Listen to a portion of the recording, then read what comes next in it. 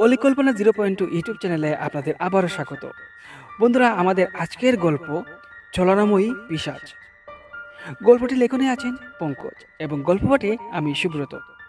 আমাদের গল্পগুলি যদি আপনাদের ভালো লাগে তাহলে অবশ্যই আমাদের ভিডিওটাকে লাইক এবং চ্যানেলটাকে সাবস্ক্রাইব করে পাশে থাকতে পারেন।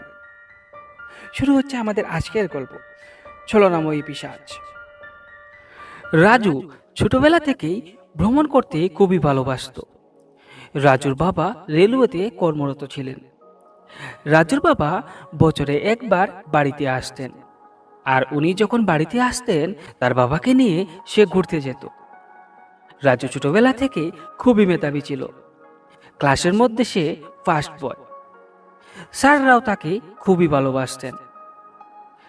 রাজু স্কুল শেষ হওয়ার পর রোজ বিকালবেলা তার বন্ধুদের সাথে খেলা করত। এইভাবে হাসি ঠাট্টা এবং খেলার মাধ্যমে রাজুর স্কুল জীবন শেষ হয় এবং উচ্চশিক্ষা লাভের জন্য সে বিদেশে চলে যায়। বিদেশ যাওয়ার পর বিরাট নামে একটা ছেলের সাথে তার পরিচয় হয়। ছেলেটিও ছিল বাঙালি। সেই ছেলেটির সাথে রাজুর গল্প করতে বেশ ভালো লাগতো। দেখতে দেখতে তাদের মধ্যে একটা বন্ধুত্বপূর্ণ সম্পর্ক তৈরি হয়। রাজু যখন বাইরে যেত তখন বিরাটের জন্য কিছু না কিছু নিয়ে আসতো। তেমনি বিরাটও বাইরে গেলে রাজুর জন্য কিছু না কিছু জিনিস নিয়ে আসতো। এইভাবে তাদের দিনকাল কাটছিল। হঠাৎ একদিন আমাদের লাস্ট ইয়ারের এক্সামের রুটিন চলে আসলো। তখন পড়াশোনার চাপ ছিল অনেক বেশি। মনে মনে ভাবছিলাম, যদি এক্সাম খারাপ হয় তাহলে আমার 2টা বছর নষ্ট হয়ে যাবে। একদিন রাতে আমি বিরাটকে ফোন দিলাম। তখন 12টা বাজে। বিরাট রাজুর ফোনটা রিসিভ করলো এবং বলল, কিরে, এখন কি করছিস? এত রাতে ফোন দিলি, কোনো প্রবলেম হয়েছে নাকি? তখন রাজু বলল, আরে না, আমার পড়তে পড়তে ভালো লাগছিল না, তাই একটু সময় কাটানোর জন্য তোকে ফোন দিলাম। তখন বিরাট বলল, কাল তোর এক্সাম, আর আজকে বলছিস তোর ভালো লাগছে না। এরকম বললে কি হয়? নে এবার পড়তে বস, আর কাল পরীক্ষা যাওয়ার আগে আমাকে ফোন দিস। এই বলে বিরাট ফোনটা কেটে দিল। তারপর রাজু আবার পড়তে বসে গেল। পড়া শেষ করে ঘুমাতে ঘুমাতে রাত প্রায় 3টা বেজে গেছে। তাই সকালবেলা রাজু ঘুম থেকে উঠতে পারছিল না। তখন বিরাট রাজুকে ফোন দিল আর বলল, কিরে রাজু, ঘুম থেকে উঠেছিস?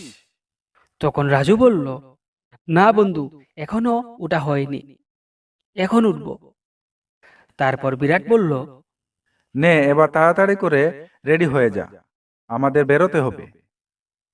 তারপর রাজু তাড়াহুড়ো করে স্নানটা সেরে অল্প কিছু খেয়ে বেরিয়ে পড়ে এবং পরীক্ষা শেষ করে দুই বন্ধু একটা দোকানে গেল। সেখানে দুপুরের টিফিনটা সেরে আবারও হোস্টেলের দিকে রওনা দিল। তারা হোস্টেলে গিয়ে কিছুটা বিশ্রাম করলো। তারপর সন্ধ্যাবেলা বিরাট রাজুকে বলল, বন্ধু, আমাদের এখানে পড়াশোনা তো শেষ, এক্সামটাও শেষ, এখানে আর থেকে কি করব? চল এবার বাড়ি চলে যাই। রাজু বলল, হ্যাঁ রে বন্ধু, ঠিক বলেছিস, এবার আমাদের বাড়ি চলে যাওয়া উচিত। তারপর বিরাট বলল, ঠিক আছে বন্ধু, তাহলে কাল সকালে আমরা গিয়ে ট্রেনের টিকিটটা সেরে ফেলি। রাজুও তাতে সম্মতি জানালো। তারপর সকালবেলা দুই বন্ধু মিলে রেল স্টেশনে চলে যায় এবং সেখানে গিয়ে তারা টিকিট করে। ট্রেনটা ছিল পরদিন সকাল 7টায়। তারপর তারা তাড়াহুড়ো করে হোস্টেলে চলে আসে এবং সেখানে নিজেদের জিনিসপত্রগুলো গুছিয়ে নিল। পরদিন সকালবেলা তারা দুই বন্ধু তাড়াহুড়ো করে রেল স্টেশনের উদ্দেশ্যে রওনা দেয়। তারা দুজনের মনে ছিল প্রচন্ড আনন্দ, অনেকদিন পর নিজের বাড়িতে যাচ্ছি। তারা দুজনে ছোট একটা টোটোতে চড়ে বসলো এবং 30 মিনিট যাত্রা করার পর তারা শেষ অবধি স্টেশনে পৌঁছালো। ট্রেনটাও প্রায় ছাড়ার সময় হয়ে গেছে। তারা দৌড়ে একটা কামরায় উঠল। ট্রেনটার মধ্যে আরো বাঙালি লোক ছিল যারা বিদেশ থেকে দেশে ফিরছে। তাদের সাথে রাজু আর বিরাটের বেশ ভালো গল্প জমেছিল। এইভাবে গল্প করতে করতে তারা অনেকটা পথ এগিয়ে গেল। তারপর সেই লোকগুলো তাদের নিজের স্টেশনে নেমে যায়। এখন এই কামরাতে রাজু আর বিরাট ছাড়া কোনো লোকই নেই। সবাই যে যার স্টেশনে নেমে গেছে। হঠাৎ বিরাট রাজুকে বলল, বন্ধু, নেক্সট স্টেশনে আমি নেমে যাব। আমার বাড়ি স্টেশন থেকে মাত্র 20 মিনিটের রাস্তা। চল, আমাদের বাড়ি যাবি। আমাদের গ্রামটা কিন্তু ভীষণ সুন্দর। যেও দেখে সে মুগ্ধ হয়ে যায়।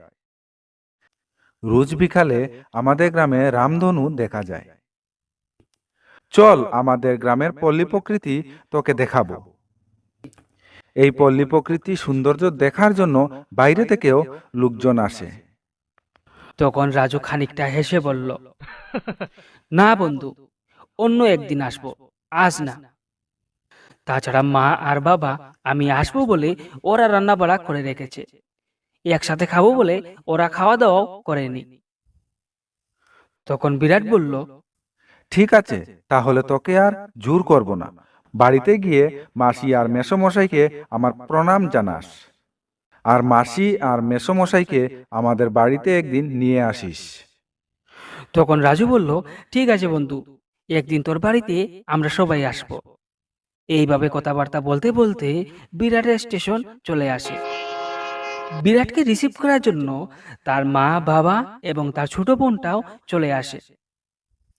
তাদের সাথে রাজুকে পরিচয় করিয়ে দেয়। কিন্তু রাজু তাদের সাথে বেশিক্ষণ গল্প করতে পারেনি, কারণ ট্রেনটা ছেড়ে দিয়েছিল। প্রায় 3 মিনিটের মতো ট্রেনটা স্টেশনে দাঁড়িয়েছিল। তারপর ট্রেনটা ছেড়ে দিয়েছে। তারপর রাজু সবার কাছ থেকে বিদায় নিল এবং সে ট্রেনে চড়ে বসলো। আর বসে বসে ভাবলো তার বাড়ির লোকগুলো কত ভালো। দীর্ঘ 12 ঘন্টা জার্নির পর রাজু তার বাড়িতে এসে পৌঁছালো। রাজু বাড়িতে আসবে বলে তার মা নারিকেলের সন্দেশও বানিয়ে রেখেছিলেন। কিন্তু রাজু দীর্ঘ 12 ঘন্টা জার্নির পর এত ক্লান্ত হয়ে গেছে যে তার মার সাথে ঠিকভাবে কথাও বলতে পারেনি। সে 5টা নারিকেলের লাড্ডু খেয়ে ঘুমিয়ে পড়ল। পরদিন সকালবেলা রাজু ঘুম থেকে উঠতে উঠতে প্রায় 9টা বেজে যায়। সে ঘুম থেকে উঠে মুখ হাত ধুয়ে বন্ধুদের সাথে আড্ডা দিতে চলে যায়। বন্ধুদের সাথে আড্ডা দিয়ে বাড়ি আসার পর তার বাবার সাথে সে গল্প করতে থাকে। তার বাবা বলেন, রেলওয়েতে একটা পোস্ট খালি আছে। আমি তোর নাম আর ডকুমেন্ট তার জন্য জমা দিয়ে দিয়েছি। তবে রাজুর বাবার এই কথা শুনে কিছুটা মন খারাপ হয়ে গেল, কারণ তার ইচ্ছে রেলওয়েতে ছিল না। সে চেয়েছিল আরো কোনো বড় অফিসার পদে যুক্ত হওয়ার জন্য। তারপর সে ভাবল, এখন বর্তমানে যে পরিস্থিতি, একটা চাকরি পাওয়া আর ভগবান পাওয়ার মতো অবস্থা। তাই সে বাধ্য হয়ে বাবার প্রস্তাবে সম্মতি জানালো। তারপর রাজু সেই পোস্টে নিযুক্ত হয়। নতুন চাকরি পেয়ে সে তার সব বন্ধু বান্ধবদের ট্রিট দেয়। সেখানে তারা অনেক মজামস্তি করে।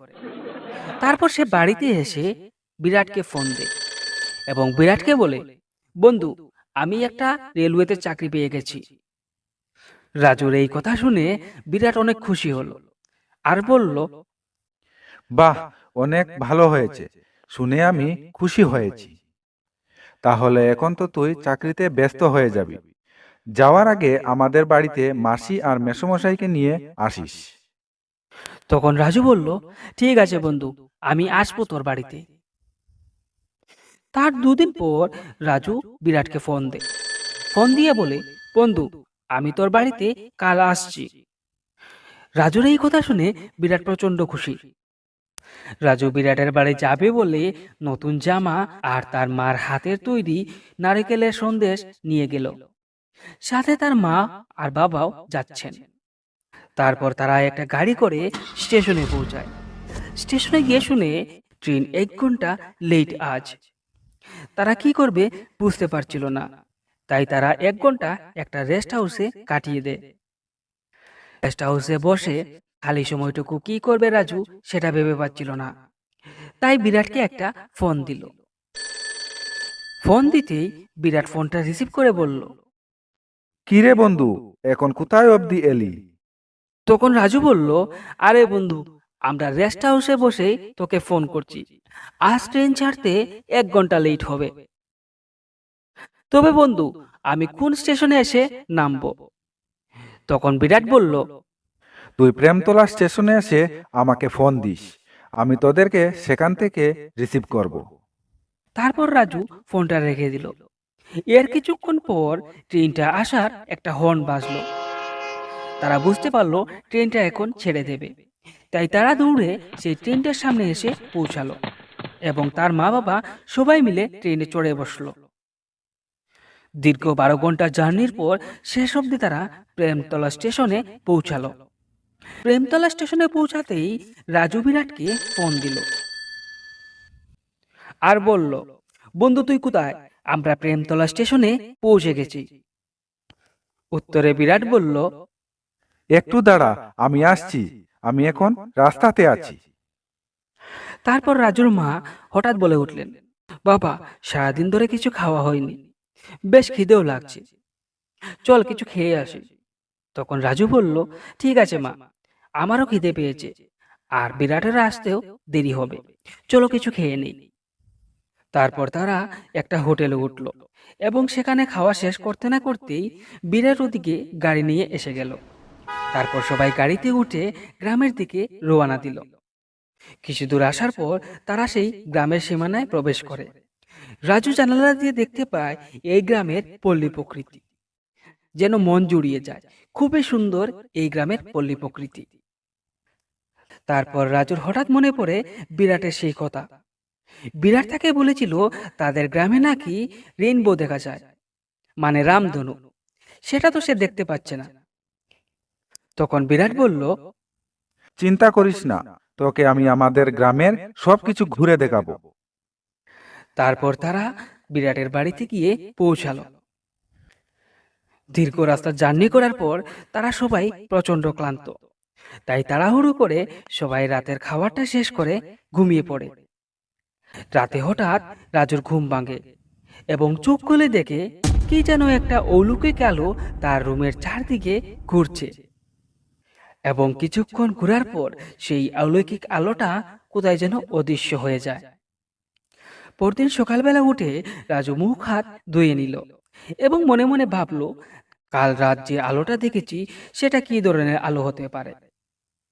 এই কথা ভাবতে না ভাবতেই বিরাট রাজুকে ডাক দিল এবং বলল, কিরে, কি করছিস? তাড়াতাড়ি আয়, গ্রামটা ঘুরিয়ে দেখাবো তোকে আজ। তুই না বলেছিলি রামধনু দেখবি? চল আমার সাথে। তারপর তারা দুই বন্ধু গ্রাম দেখার উদ্দেশ্যে বেরিয়ে পড়ল। তারা দুই বন্ধু হেঁটে হেঁটে সম্পূর্ণ গ্রামটা দেখতে শুরু করলো। রাজুর এই গ্রামের পল্লী প্রকৃতি দেখে খুবই ভালো লাগছিল। এই গ্রামের মানুষগুলো ছিল খুবই ভালো। এইভাবে কিছুক্ষণ হাঁটার পর হঠাৎ রাজু বিরাটকে জিজ্ঞেস করলো, বন্ধু, তুই না বলেছিলি আমাকে রামধনু দেখাবি? কোথায় সেই রামধনু? তখন বিরাট বলল, এই তো এসে গেছি, আর একটু সামনে।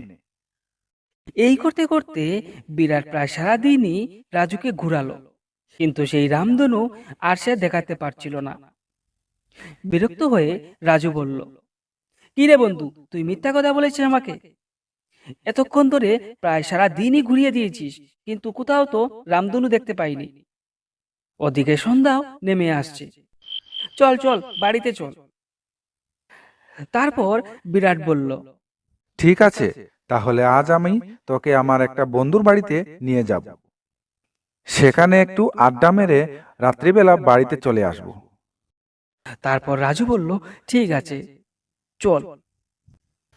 তারপর তারা দুজন সেই বন্ধুর বাড়ির উদ্দেশ্যে রওনা দিল। কিছু দূর যাওয়ার পর রাজুর একটা পাথরের মধ্যে পা লেগে সে হুচুটকে পড়ে যায় এবং পড়তেই রাজু হঠাৎ দেখতে পায় বিরাট মাটিতে হাঁটছে না, সে হাওয়াতে হেঁটে যাচ্ছে তার সাথে। তা দেখে রাজু শরীর থেকে ঘাম ঝরতে থাকে। এটা কি দেখছে সে? ওদিকে পাশের জঙ্গল থেকে এক বনশিয়ালেরও ডাক শোনা যায়, যেন এক মরণ ডাক দিয়ে যাচ্ছে। কিন্তু রাজু এইসব জিনিসে বেশি পাত্তা দেয়নি, কারণ সারাদিন ধরে ঘুরতে ঘুরতে ক্লান্তি আর ক্ষুধায় সে জন্য কিছু একটা মতিভ্রম হয়েছে, এটা ভেবে সে সামনের দিকে এগিয়ে যাচ্ছে। এইভাবে কিছু দূর যাওয়ার পর হঠাৎ বিরাট রাজুকে বলে, বন্ধু তুই এখানে একটু দাঁড়া, আমি একটা কাজ ছেড়ে আসছি। তখন রাজু বলল, কি কাজ, আমাকেও নিয়ে যা, আমি এই গভীর জঙ্গলে কোথায় দাঁড়াবো। তখন বিরাট বলল, না বন্ধু তুই দাঁড়া, আমি তাড়াতাড়ি চলে আসব, এই যাচ্ছি আর আসছি। এই বলে বিরাট সামনের দিকে এগিয়ে গেল এবং রাজু এই জঙ্গলের মধ্যে একা একা দাঁড়িয়ে রয়েছে। বেশ কিছুক্ষণ যাওয়ার পর যখন বিরাট ফিরে আসছিল না, তখন রাজুর মনে কিছুটা সন্দেহ হলো, তাকে এই গভীর জঙ্গলে ফেলে সে কোথায় চলে গেল। রাজু বিরাট যে দিকে গিয়েছিল সেই পথটা অনুসরণ করে কিছু দূর সামনের দিকে যায়। যাওয়ার পর সে একটা ভয়ঙ্কর দৃশ্য দেখতে পায়, যা দেখে তার মাথার রক্ত পায়ের নিচে চলে আসে। এ কি ভয়ঙ্কর নরবৈশাসিক দৃশ্য সে দেখতে পাচ্ছে। বিরাট আর তার সাথে কয়েকটা কঙ্কাল মিলে সেই একটা কুকুরছানাকে ছিঁড়ে ছিঁড়ে খাচ্ছে।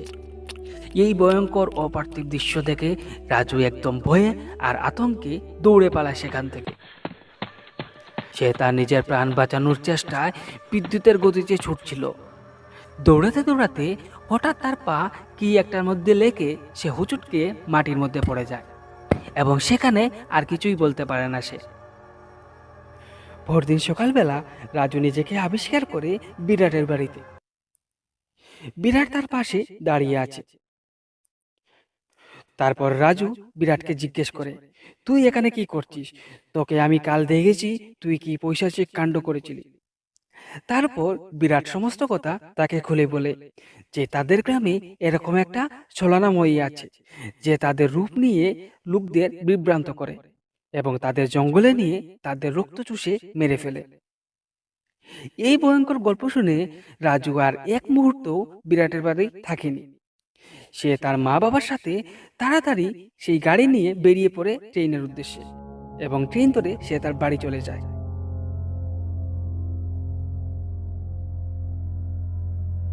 আপনারা এতক্ষণ শুনছিলেন আমাদের আজকের গল্প ছলনাময়ী পিশাচ।